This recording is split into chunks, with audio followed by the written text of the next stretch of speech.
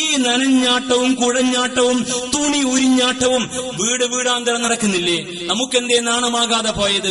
നവങ്ങളായ ടെക്നോളജിയുടെ ഭാഗമായി നമ്മുടെ പൊതുസ്ഥലത്ത്, വീടിന്റെ പൊതു ഇടത്തിൽ സ്ഥാപിച്ച മിനി സ്ക്രീനിലും നമ്മുടെ അറകളായി നാം സംവിധാനിച്ച ആ വീട്ടകത്തെ മുറികളിൽ ഓരോരുത്തരും പ്രത്യേകമായി കയറിക്കിടക്കുന്ന ആ ഗുഹക്കകത്ത് സംവിധാനിച്ച സൈറ്റിൽ, നെറ്റിൽ കയറി സൈറ്റ് തുറന്നാൽ സൈറ്റിനകത്തും പിന്നെയോ കൊണ്ടു നടക്കുന്ന മൊബൈലിനകത്തും ടൺ കണക്കിന് അശ്ലീലം കയറ്റിവെച്ചവർ നമസ്കരിച്ചിട്ടും ദിക്ർ ചൊല്ലിയിട്ടും സ്വലാത്തിന്റെ എണ്ണം പെരുക്കിയിട്ടും സ്വർഗത്തിൽ പോകാമെന്ന് ധരിച്ചു എങ്കിൽ കൊന്ന പാപം തിന്നു തീർക്കാനെന്ന വ്യാജേന വർഷാവർഷം ഹറമിൽ പോയി വന്നതുകൊണ്ടും സ്വർഗം കിട്ടുമെന്ന് ആരാണ് ഈ സമുദായത്തെ പഠിപ്പിച്ചത്? ഇങ്ങനെ ഒരു ചിന്തക്ക് പ്രസക്തിയുണ്ടോ ഇല്ലേ എന്ന് വിനയപുരസ്സരം നമ്മൾ ചിന്തിക്കണം. എങ്കിൽ നമുക്ക് നിലവിലുള്ള സമുദായത്തിന്റെ അവസ്ഥയുടെ ദുരന്തവും നാം എത്തേണ്ട ഉയർന്ന വിധാനത്തിന്റെ കൃത്യമായ തെളിച്ചവും വായിച്ചെടുക്കാൻ കഴിയുമെന്ന് പറയാൻ വേണ്ടി ബോധപൂർവമാണ് ഇങ്ങനെ ചില സ്കെയിലുകളെ മുമ്പിൽ വെച്ചത്. ഇത്തരം ഒരു സ്കെയിലിലൂടെ അല്ലാതെ ഇനി സമുദായത്തോട് സംസാരിച്ചിട്ട് കാര്യമില്ല. സമുദായത്തിന് കാര്യങ്ങൾ മനസ്സിലാകാതെ പോകുന്ന കാലമാണ്. അവർക്ക് ദിക്റിന്റെ ഭാഷയെ അറിയൂ, ദുആയുടെ ഭാഷയെ അറിയൂ, സ്വലാത്തിന്റെ മഹത്വമേ അറിയൂ. അതിനൊന്നും നമ്മളാരും എതിരല്ല. ഈയുള്ളവനും ആ പ്രവർത്തനത്തിൽ ഏർപ്പെടുന്നവനാ. പക്ഷെ നിങ്ങൾ അറിയണം, അതുകൊണ്ട് മാത്രം ഒരു സമുദായം കരപറ്റുമെന്ന് ഹബീബ് പഠിപ്പിച്ചിട്ടില്ല. അതുകൊണ്ട് കൃത്യമായ ചിന്തയോടെ ഒരു തിരിച്ചു നടത്തം സമുദായത്തിൽ ആവശ്യമാണ്.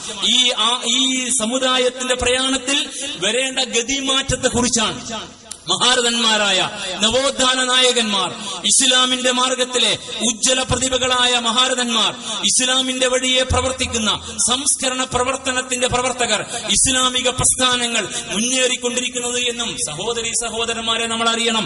അങ്ങനെ ഒരു മാറ്റം സാധ്യമാകുന്നിടത്തെ നമുക്ക് സ്വർഗാവകാശികളാകാൻ കഴിയൂ എന്ന് വിനയപുരസ്സരം നമ്മൾ അറിയുക. ഒരു ഹദീസ് കൂടി പറഞ്ഞ് അടുത്തൊരു വിഷയം കൂടി പറഞ്ഞ് അവസാനിപ്പിച്ച് ഈ വർത്തമാനം നിർത്താം.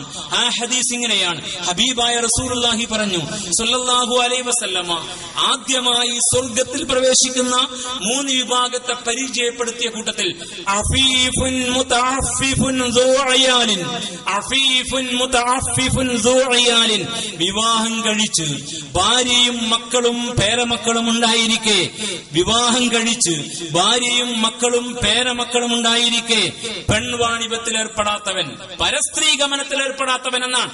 അവനാണ് സ്വർഗത്തിൽ പോവാന്ന നിങ്ങൾ അറിയണം. ഇതൊരു തിരിച്ചറിവിന്റെ അടയാളമാണ്. ഈ കാലഘട്ടത്തിലെ വഴിവിളക്കാണ് ഹബീബ് ഈ വർത്തമാനം. കല്യാണം കഴിച്ച് ഭാര്യയും മക്കളും ഉണ്ടായിരിക്കെ അന്യ സ്ത്രീകളുമായി രഹസ്യബന്ധം പുലർത്താത്തവൻ എന്നാണ് പറഞ്ഞതിന്റെ അർത്ഥം. സ്വർഗത്തിലേക്ക് പോകാൻ കഴിയണമെങ്കിൽ ഇങ്ങനെ ഒരു യോഗ്യത വേണം എന്ന് നമ്മൾ എവിടെയെങ്കിലും വായിച്ചോ? എന്തേ നമ്മൾ വായിക്കാതെ പോയത്? അതുകൊണ്ടല്ലേ നമുക്ക് പെൺവാണിഭത്തിൽ പേരെടുത്തവരെ താങ്ങി നടക്കേണ്ട ഗതികേട് സംഭവിച്ചത് എന്ന് വേദനയോടെ നമ്മൾ ഓർക്കണം. ഈ ഒരു ദുരവസ്ഥ സംഭവിക്കാൻ പാടില്ലായിരുന്നു എന്ന് വേദനയോടെ പറഞ്ഞു വെക്കുകയാണ്. ഇനി ഈ ധാർമ്മിക വിശുദ്ധി കഴിഞ്ഞാൽ അടുത്ത ഒരു വിശുദ്ധിയുടെ ഘടകം കൂടിയുണ്ട്. ജീവിത വിശുദ്ധിയിലെ 3ാമത് ഘടകം അത് സാമ്പത്തിക വിശുദ്ധിയാണ്. ഹബീബായ റസൂലുള്ളാഹി സ്വല്ലല്ലാഹു അലൈഹി വസല്ലമ വളരെ കൃത്യമായി സക്കാത്തിനെ പഠിപ്പിച്ചപ്പോൾ ഖുർആനിക വചനത്തിന്റെ ബലത്തിൽ സാമ്പത്തിക വിശുദ്ധിയെ കുറിച്ചാണ് പറഞ്ഞത്.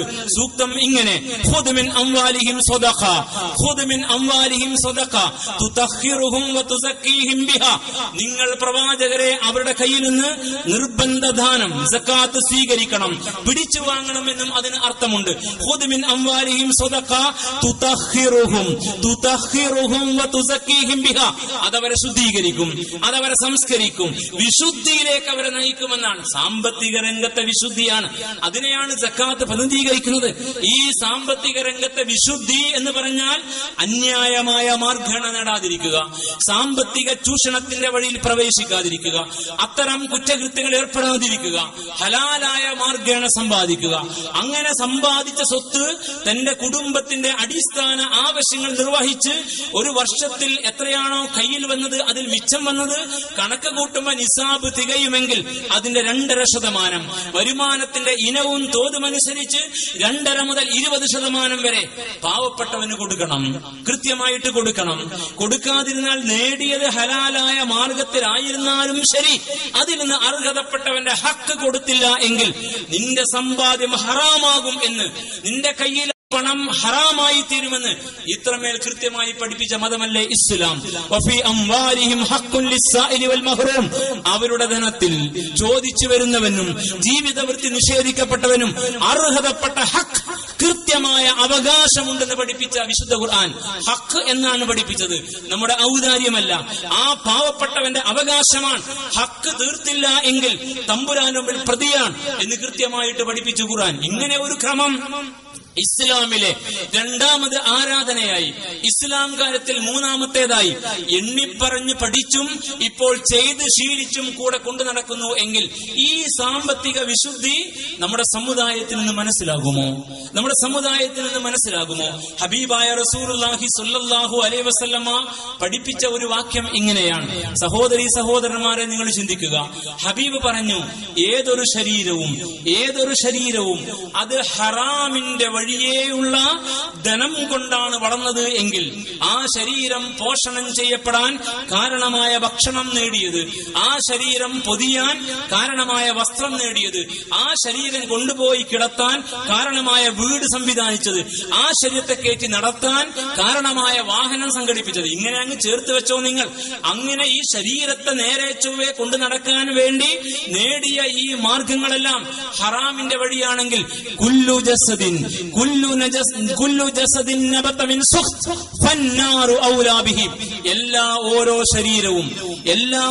ശരീരവും ഹറാമിന്റെ ധനം കൊണ്ടാണ് വളർന്നത് എങ്കിൽ, നബത മിൻ സുഖ്ത്, അന്യായമായ മാർഗേണ നേടിയ ധനം കൊണ്ടാണ് ആ ശരീരം വളർന്നത് എങ്കിൽ, ഫന്നാറു ഔലാ ബിഹി, അത് കൊണ്ടുപോയി വെക്കാൻ പറ്റിയിടം നരകമാണ് എന്ന്, അത് കൊണ്ടുപോയി വെക്കാൻ പറ്റിയിടം നരകമാണെന്ന് ഹബീബായ റസൂലുള്ളാഹി സ്വല്ലല്ലാഹു അലൈഹി വസല്ലം. സ്വർഗത്തിൽ നാറ്റക്കേശാണെന്ന്. അങ്ങനെ വരുമ്പോ എത്ര കേസുകൾ. ഉടലോടുകൂടി സ്വർഗത്തിൽ പോകാൻ വഴി തേടിയിട്ട് എല്ലാ റമദാനിലും ഹറമിൽ പോയി കുത്തിയിരുന്ന് വരുന്നവർ പോയി കഴിഞ്ഞ് തിരിച്ചു വന്നാൽ പിന്നെയും സാമ്പത്തിക കുറ്റകൃത്യം, കൊല്ലം തികഞ്ഞ് പോയി എന്നാൽ പിന്നെയും സാമ്പത്തിക കുറ്റകൃത്യം. അതുകൊണ്ട് കൊല്ലം പോകാതിരിക്കാൻ സാഹിബിന് കഴിയുന്നില്ല. അത്രയും മോശമാണ് കയ്യിരിപ്പ്. ഇതൊരു ശീലമായി മാറിയോ എന്ന് നിങ്ങൾ പരിശോധിക്കണം. ഇതൊരു ശീലമായി മാറിയോ സമുദായത്തിലെന്ന് കൃത്യമായിട്ട് നിങ്ങൾ പരിശോധിക്കണം. അത് ഈ മനസ്സാക്ഷി കുത്തുകൊണ്ടാ ഇത്തരത്തിൽ കയ്യിരിപ്പ് മോശ. ഇങ്ങനെ അന്യായമായ മാർഗേണ നേടിയ ധനം കൊണ്ട് വളർന്ന ഒരു ശരീരവും സ്വർഗത്തിലെത്തുകയില്ല എന്ന് ഹബീബായ റസൂലുള്ളാഹി സ്വല്ലല്ലാഹു അലൈഹി വസല്ലം പഠിപ്പിച്ചു എങ്കിൽ ഈ ഉത്ബോധനം ഇന്നെന്തേ ഈ സമുദായത്തിന് യേശാതെ പോയത്? ഈ അന്യായമായ മാർഗേണ ധനം നേടുന്ന ഏതൊരുത്തന്റെയും പ്രാർത്ഥന പോലും അല്ലാഹു സ്വീകരിക്കില്ല എന്ന് ഇതേ റസൂലുള്ളാഹി സ്വല്ലല്ലാഹു അലൈഹി വസല്ലമ. നമ്മൾ ധാരാളമായി നടത്തുന്ന ഒരു ആരാധനയാണ് പ്രാർത്ഥന. പ്രാർത്ഥന ഒരു മർമ്മമുള്ള ആരാധന തന്നെ. പ്രാർത്ഥന ആരാധന മർമ്മമാണെന്ന് ഹബീബ്.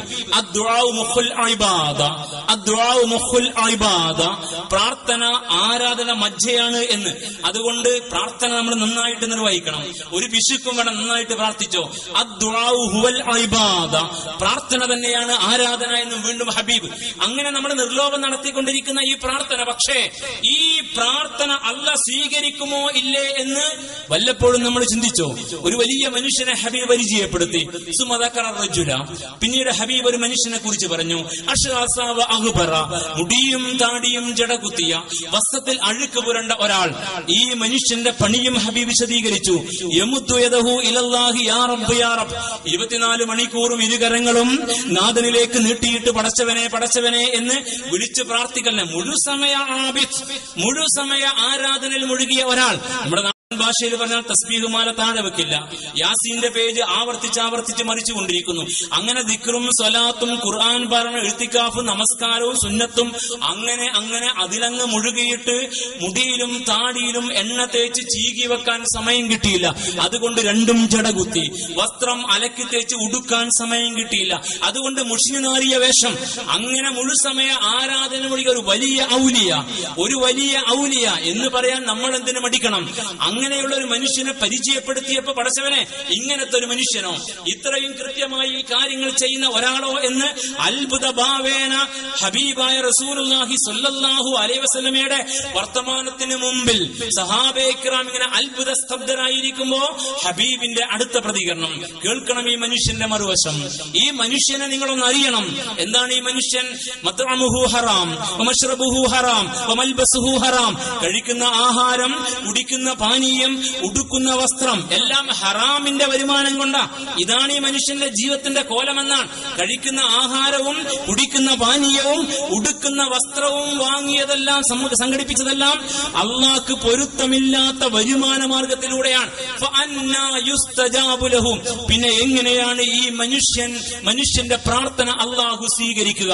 പിന്നെ എങ്ങനെയാണ് ഈ മനുഷ്യന്റെ പ്രാർത്ഥനക്ക് അള്ളാഹ് ഉത്തരം ചെയ്യുക എന്നാണ്. വല്ലാത്തൊരു ചോദ്യല്ലേ ഇത്? വല്ലാത്തൊരു ചോദ്യമല്ലേ? ഇന്നാണ് ഹബീബെങ്കിൽ ഈ ഉള്ളവൻ ഇങ്ങനെ സ്വപ്നം കാണുന്നു, എനിക്കങ്ങനെ സ്വപ്നമുണ്ടാകാൻ നിങ്ങളുടെ അനുവാദം വേണ്ട. ഇന്നാണ് എന്റെ ഹബീബ് ജീവിച്ചിരിക്കുന്നതെങ്കിൽ ആ ഹബീബ് ഇങ്ങനെ കൂടി പറയുമായിരുന്നു. ഈ കക്ഷിയെ നിങ്ങൾ അറിയണം. ഈ കക്ഷി സംഘടിപ്പിച്ച വീടും ഈ കക്ഷി താമസിക്കുന്ന വീടും സഞ്ചരിക്കുന്ന വാഹനവും ഒപ്പിച്ചെടുത്തതും ഹറാമിന്റെ മുതൽ കൊണ്ടാണെന്ന് അതുകൂടി ചേർത്ത് പറയുമായിരുന്നു. അന്നെന്തേ പറയാതെ പോയത്? അന്ന് വീടൊരു പ്രശ്നമല്ല. ആ മരുപ്പറമ്പിലെ കല്ലുകൾ വെച്ച് ആ പൊടിമണ്ണ് കുഴച്ച് കുത്തിയിട്ട് ഈ കല്ലിങ്ങനെ കൃത്യമായി വെച്ച് പിന്നെയും മണ്ണ് കുത്തി അവർ മണ്ണിന്റെ ചുമരിന്റെ വീട് പണിയും.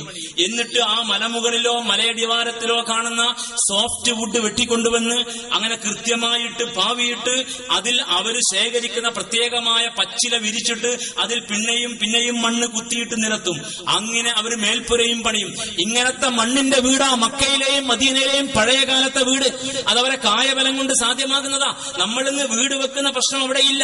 അതുകൊണ്ട് വീട് അവർക്കൊരു പ്രശ്നമല്ല. ഇനി വാഹനമോ, അവരുടെ ഒട്ടകം പെറ്റിടുന്ന നല്ല കരുത്തുള്ള ഒട്ടകങ്ങളുടെ പുറത്ത് അവർ സഞ്ചരിക്കും. അപ്പോൾ വാഹനവും പ്രശ്നമല്ല. പക്ഷെ നമുക്കിന്ന് വീട് പ്രശ്നം, നമുക്കിന്ന് വാഹനവും പ്രശ്നം. അതുകൊണ്ട് ഭക്ഷണവും വസ്ത്രവും പാനീയവും മാത്രമല്ല, താമസിക്കുന്ന വീടും സഞ്ചരിക്കുന്ന വാഹനവും ഒപ്പിച്ചെടുത്തതും ഹറാമിന്റെ മുതൽ കൊണ്ടാ. അങ്ങനെ ഈ ഉപജീവനാർത്ഥം നേടിയെടുക്കുന്ന വരുമാനം ഹലാല് ഹറാമ് പരിഗണിക്കാതെ അങ്ങനെ അങ്ങ് ജീവിച്ചുകൊണ്ടിരിക്കുന്ന സഹോദര, നിന്റെ പ്രാർത്ഥന അള്ളാഹ് സ്വീകരിക്കില്ല എന്ന് എങ്ങനെയാണോ നിന്റെ പ്രാർത്ഥന അള്ളാഹ് സ്വീകരിക്കുക എന്ന് നമ്മുടെ ഹബീബ് ചോദിച്ചു പോയിട്ടുണ്ട് എന്ന് എന്തേ നമുക്ക് പറഞ്ഞു കൊടുക്കാൻ കഴിയാതെ പോയത്? ഈ സമുദായത്തിൽ അങ്ങനെ ഒരു ചിന്ത വരേണ്ടതില്ലേ? അപ്പോൾ ഒരു ദുആയും അള്ളാഹ് സ്വീകരിക്കൂല. ഇത് നമ്മുടെ സമുദായത്തിനറിയാം എന്നാണ് എന്റെ പക്ഷം. അതുകൊണ്ട് നമ്മളിപ്പോ സ്വയം പ്രാർത്ഥിക്കാറില്ല. ഉസ്താദിന് കവറിൽ 101 രൂപ ഇട്ടിട്ട് ഉസ്താദെ പ്രാർത്ഥിക്കണം അയക്കല. അത് കയ്യിരിപ്പ് മോശമാണെന്ന് അറിയുന്നത് കൊണ്ടാ, കുറ്റബോധം കൊണ്ടാണെന്നാണ് ഈ ഉള്ളവൻ മനസ്സിലായത്. ദുആ സമ്മേളനങ്ങൾ ഏത് കാലം മുതൽ ആ സമുദായത്തിൽ തുടങ്ങിയെന്ന് വിനയപുരസ്സരം പഠിക്കും. എന്ന് മുതൽ ആ സമുദായത്തിൽ ദുആ സമ്മേളനം തുടങ്ങിയത്? അവനവന്റെ കയ്യിരിപ്പ് മോശമാണെന്ന് സമുദായത്തിൽ അംഗങ്ങൾക്ക് ബോധ്യപ്പെട്ട കാലം മുതൽ എന്നാണ് മറുപടി. ഇവന്റെ വരുമാനം നേരെ ചൊവ്വയാണെങ്കിൽ ഇവനെന്തിനാ ദുആ സമ്മേളനം തേടി നടക്കുന്നത് എന്ന് ഹബീബ് ചോദിച്ചില്ലേ? ഹബീബ് ചോദിച്ചിട്ടുണ്ട്. അപ്പൊ നിങ്ങൾ ചോദിക്കും എവിടെ തെളിവെന്ന്? തെളിവുണ്ട്. ഹബീബായ റസൂലുള്ളാഹി സ്വല്ലല്ലാഹു അലൈഹി വസല്ലമ മദീന പള്ളിയുടെ ഉത്ബോധനം നിർവഹിച്ചു കഴിഞ്ഞപ്പോ ഒരു സഹാബി എഴുന്നേറ്റു. എന്നിട്ട് പറഞ്ഞു, ഹബീബെ അങ്ങ് എനിക്ക് വേണ്ടി പ്രാർത്ഥിക്കണം കേട്ടോ. അപ്പൊ ഹബീബിന്റെ മറുചോദ്യം, താങ്കൾക്ക് എന്തിനു വേണ്ടിയാണ് ഞാൻ പ്രാർത്ഥിക്കേണ്ടത്? താങ്കൾക്ക് എന്തിനു വേണ്ടിയാണ് ഞാൻ പ്രാർത്ഥിക്കേണ്ടത്? അപ്പോൾ ഈ സഹോദരൻ പറഞ്ഞു, ഹബീബെ ഞാൻ പ്രാർത്ഥിച്ചാൽ എന്റെ പ്രാർത്ഥന അള്ളാഹു സ്വീകരിക്കാൻ വേണ്ടി അങ്ങ് പ്രാർത്ഥിക്കണം. ഞാൻ പ്രാർത്ഥിച്ചാൽ ഞാൻ പ്രാർത്ഥിക്കുന്ന ആ പ്രാർത്ഥന അള്ളാഹ് സ്വീകരിക്കാൻ വേണ്ടി അങ്ങ് പ്രാർത്ഥിക്കണം എന്ന് ഈ സഹാബി റളിയല്ലാഹു തആല അൻഹു ഈ ഹബീബായ റസൂലുള്ളാഹി സ്വല്ലല്ലാഹു അലൈഹി വസല്ലമയോട് പറഞ്ഞപ്പോൾ ഹബീബ് പുഞ്ചിരിച്ചുകൊണ്ടൊരു മറുപടി. എന്റെ രക്ഷിതാക്കൾ ശ്രദ്ധിക്കണം, എന്റെ യുവ സുഹൃത്തുക്കളും ശ്രദ്ധിക്കണം. ആ മറുപടി ഇങ്ങനെയാണ്: നീ കഴിക്കുന്ന ഭക്ഷണം ഹലാലായ മാർഗേണ നേടുന്ന ഉറപ്പുവരുത്ത്, എങ്കിൽ നിന്റെ പ്രാർത്ഥന അള്ളാഹ് സ്വീകരിക്കും. ഞാൻ നിനക്ക് വേണ്ടി പ്രാർത്ഥിക്കേണ്ട കാര്യമില്ല എന്ന്. ഞാൻ നിനക്ക് വേണ്ടി പ്രാർത്ഥിക്കേണ്ട അതിനർത്ഥം പ്രാർത്ഥിക്കരുത് എന്നല്ല. നമ്മൾ കൂട്ടായത് പ്രാർത്ഥിക്കാം, നല്ല കാര്യം. പക്ഷേ മർമ്മം വിട്ടിട്ട് കളിക്കല്ല. മർമ്മം വിട്ടിട്ട് കളിക്കല്ല. അപ്പോൾ ഇതെല്ലാം വലിയ ഭാരമായിട്ട് മാറും. മർമ്മത്തിൽ നിന്നുകൊണ്ട് എല്ലാം ആവട്ടെ, അത് നമുക്ക് അലങ്കാരം മാത്രമല്ല, അത് നമുക്ക് കൃത്യമായ വലിയ അനുഗ്രഹമാണ്. പക്ഷെ മർമ്മം വിട്ടിട്ടാണ് ഇപ്പോൾ കളി. ഒന്നുകിൽ ആശാന്റെ നെഞ്ചത്ത്, അല്ലെങ്കിൽ കളരിക്ക് പുറത്ത്. ഇത് സമുദായത്തിന് ശീലമാകാൻ പാടില്ല. കളരിക്കകത്ത് ജീവിക്കണം, കള്ളികോളങ്ങൾക്കകത്ത് ജീവിക്കണം. ഇസ്ലാമിന്റെ ഹദ്ദുകൾക്കകത്ത് തിൽക ഹുദൂദുള്ള, ഇതൊക്കെ അല്ല വെച്ച അതിർത്തികളാണ്. ഇതെല്ലാം അല്ല വരച്ച അതിർവരമ്പുകളാണ്. തിൽക ഹുദൂദുള്ള വമൻ യതഅദ്ദ ഹുദൂദല്ല, ആർ അല്ലാഹുവിന്റെ ഈ പരിധികൾ ലംഘിക്കുന്നുവോ ഫഹുവ ളാലിമുൻ ലിനഫ്സി വഹുവ ലലമ ലിനഫ്സി, അവൻ സ്വന്തത്തോട് അതിക്രമം കാണിച്ചവനാണ്. അങ്ങനെ ളാലിമുൻ ലിനഫ്സി ആയി മായവർ, അങ്ങനെ ആയി മാറുന്നവർ നരകത്തിലെ വിറക എന്ന് ഹബീബ് ബാക്കി പൂർത്തീകരിച്ചിട്ടുണ്ട്. ഇതൊക്കെ നമ്മൾ പഠിക്കണം. അപ്പൊ അങ്ങനെ വരുമ്പോ പ്രാർത്ഥന പോലും സ്വീകരിക്കൂല എന്ന് നമ്മൾ അറിയണം. അപ്പൊ നമ്മൾ ദുആ സമ്മേളനത്തിന് ഞാൻ വിനയപുരസ്സരം ചോദിക്കട്ടെ, ദുആ സമ്മേളനത്തിൽ പങ്കെടുക്കുന്ന എന്റെ ബഹുമാനരായ ഉസ്താദുമാരെ മാനിച്ചുകൊണ്ട് പറയാ, അവരല്ല കേട്ടോ പ്രതികൾ. പക്ഷേ നമ്മൾ പലപ്പോഴും ഇങ്ങനെ അങ്ങ് തേടി നടക്കുമ്പോ ഒരിക്കൽ പോലും ചിന്തിച്ചില്ല, ദുആ സമ്മേളനം നേതൃത്വം കൊടുക്കുന്ന ഉസ്താദ് പ്രാർത്ഥിച്ചാൽ അല്ലാഹ് സ്വീകരിക്കുമോ എന്ന്. അങ്ങനെയും വേണ്ടേ ഒരു അന്വേഷണം. അദ്ദേഹത്തിന്റെ കയ്യിരിപ്പും ശരിയാവേണ്ട കൂട്ടരെ, എങ്കിലല്ലേ അദ്ദേഹം പ്രാർത്ഥിക്കുമ്പോൾ നമ്മൾ പറയുന്ന ആമീൻ അത് അള്ളാന്റെ അടുക്കൽ സ്വീകാര്യമാകൂ. അപ്പൊ ഉസ്താദിന്റെയും നമ്മുടെയും ഒക്കെ വരുമാനം ഹലാലായിരിക്കണം. അങ്ങനെ തന്നെ പഠിക്കണം. ഉമറാക്കളുടെയും ഉലമാക്കളുടെയും ആമുന്നാസായ ബാദിഉറായി സാധാരണക്കാരായ നമ്മുടെയും ഒക്കെ വരുമാനം ഒരുപോലെയാവണം. അതെല്ലാം സംശുദ്ധമായിരിക്കണം. അങ്ങനെ ഒരു സമൂഹം സാമ്പത്തിക വിശുദ്ധിയിൽ ഊന്നി നിൽക്കണം എന്ന് പഠിപ്പിച്ച മതമാണ് ഇസ്ലാം. ആ മർമ്മം മനസ്സിലാക്കാൻ ഇത്രയും ഈയുള്ളവൻ പറയേണ്ടി വന്നത്. ഇത് ആരെയും അനാദരിക്കുന്ന വർത്തമാനമായി ധരിക്കരുത്. ഇത് ഹബീബ് പഠിപ്പിച്ച ഒരു ഉത്ബോധനത്തെ, പുതിയ കാലത്തിന്റെ ഭാവമാറ്റത്തെ വകഞ്ഞു മാറ്റിയിട്ട് നിങ്ങളുടെ കൺമുമ്പിൽ കൊണ്ടുവരാനുള്ള ഒരു എളിയ ശ്രമം മാത്രമാണ്. അങ്ങനെ നിങ്ങൾ തിരിച്ചറിയണം. അങ്ങനെയാണ് കാര്യങ്ങളെ മനസ്സിലാക്കേണ്ടത്. അപ്പൊ നമ്മുടെ എല്ലാവരുടെയും വരുമാനം അല്ലാഹ് സ്വീകരിക്കുന്ന രീതിയിൽ പ്രാർത്ഥിക്കാൻ അർഹരും നമ്മൾ പ്രാർത്ഥന സ്വീകരിക്കുന്ന വിധം സംശുദ്ധവുമായിരിക്കണം. പക്ഷേ നമുക്കുണ്ടോ അങ്ങനെ ഒരു അന്വേഷണം? നമുക്കുണ്ടോ അങ്ങനെ ഒരു ചിന്ത? നമ്മിലുണ്ടോ അങ്ങനെ ഒരു തിരിച്ചറിവ്? ഇല്ലാതെ പോയിട്ടുണ്ട് എങ്കിൽ കാര്യങ്ങൾ വളരെ ഗുരുതരമാണ്. ഇനി ആരാധനകളൊക്കെ നന്നായി അർപ്പിക്കുന്നു എന്നതുകൊണ്ട് പ്രാർത്ഥനകളൊക്കെ അല്ലാഹ് സ്വീകരിക്കുമോ? ഇല്ലെന്നല്ലേ പിന്നെയും ചരിത്രം. പ്രാർത്ഥന തന്നെ സ്വീകരിക്കില്ല, വരുമാനം ഹലാലല്ലെങ്കിൽ എന്ന് പഠിപ്പിച്ച ഈ അറ്റം മുതൽ അതിന്റെ അറ്റം വരെ അങ്ങ് ചിന്തിച്ചാൽ, പ്രാർത്ഥനയാകുന്ന സാധാരണ നിർലോഭം നിർവഹിക്കുന്ന ഇബാദത്ത് കഴിഞ്ഞ് പിന്നെ നമസ്കാരം, സക്കാത്ത്, നോമ്പ്, ഹജ്ജിലെത്തുമ്പോൾ ഹജ്ജിനെ കുറിച്ച് പഠിപ്പിച്ചെടുത്ത ഒരു ഉത്ബോധനം നിങ്ങൾക്കറിയാം. എന്റെ സഹോദരന്മാർ അത് കേട്ടിട്ടുണ്ട്.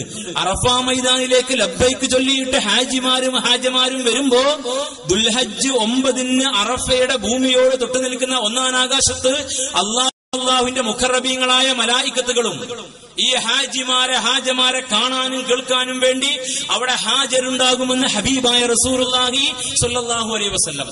എന്നിട്ട് റസൂലുള്ളാഹി പറഞ്ഞു, അപ്പോൾ ഈ തമ്പുരാന്റെ സമീപത്തിരിക്കുന്ന മലക്കുകൾ ചില ഹാജമാരെ നോക്കിയിട്ട് പറയൂത്തരെ, ലാ ലൈസ ലക ലബ്ബൈക് ലാ ലബ്ബൈക വലാ സഅദൈക്, നിന്റെ ലബ്ബൈക് അല്ലാഹ് സ്വീകരിക്കില്ല, നിന്റെ വിളിക്കള്ള ഉത്തരം ചെയ്യില്ല, നിന്നെ അല്ലാഹ് അനുഗ്രഹിക്കുകയില്ല, കടാക്ഷിക്കില്ല.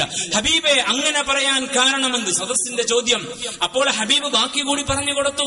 ആ മലക്കുകൾ ഇങ്ങനെ കൂടി പറയുമത്രേ, സാദുക ഹറാം വറാഹിലതുക ഹറാം വഹജ്ജുക മഅ്സൂർ ഗൈറു മബ്റൂർ. സാദുക ഹറാം, ഹജ്ജിന് വേണ്ടി നീ കൊണ്ടുവന്ന ഈ കോപ്പുണ്ടല്ലോ, പാതയം, അതൊക്കെ ഹറാമായ മുതൽ കൊണ്ട് വാങ്ങിയതല്ലേ? നിന്റെ സമ്പത്ത് ഹറാമ് കടന്നതല്ലേ? അതുകൊണ്ടല്ലേ നീ നല്ല പൊടിയരിയും ചമ്മന്തിയൊക്കെ വാരിക്കെട്ടി വന്നത്? ഇഹ്റാമിന്റെ തുണി ഒന്നിലധികം സ്പെയർ കരുതിയപ്പോഴും ഇങ്ങനെയല്ലേ നിന്റെ വരുമാനം? ഹറാം, യാത്രക്ക് വേണ്ട സകല സംവിധാനങ്ങളും, വിസയും എൻഒസും പാസ്പോർട്ടും എയർ ടിക്കറ്റും അതും സംഘടിപ്പിച്ച വരുമാനം ഹറാമല്ലേ?